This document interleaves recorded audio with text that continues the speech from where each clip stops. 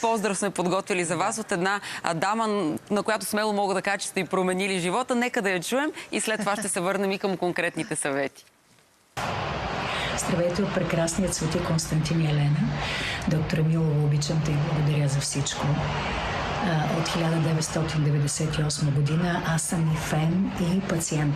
Дойдох с наднормено тегло вследствие на това, че бях родила моята дъщеря Симона. Не можех сама да се справя с свалянето на килограмите. Също така дойдох с много обострена седна хрема, която ми казаха, че много трудно ще мине, дори няма да мине и няма да мога да запиша нито една песен, което за мен беше някакъв кошмар.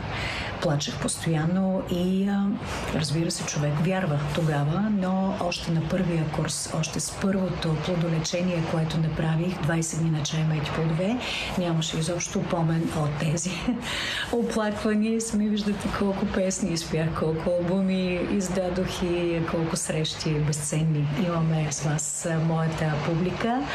И просто нямаше по-щастлив човек от мен. Свалих всички излишни килограми и се придържам стрикно към нейният режим и начин на живот. Не ме е страх от кантара.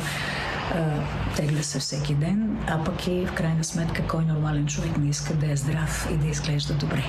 Обичам те, доктор Емилова, и благодаря от сърце за всичко.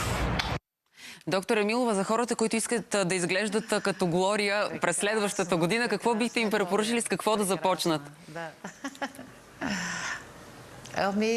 Първо да намалят силно животинските храни, най-добре да ги спрат малко преди да започнат програмата.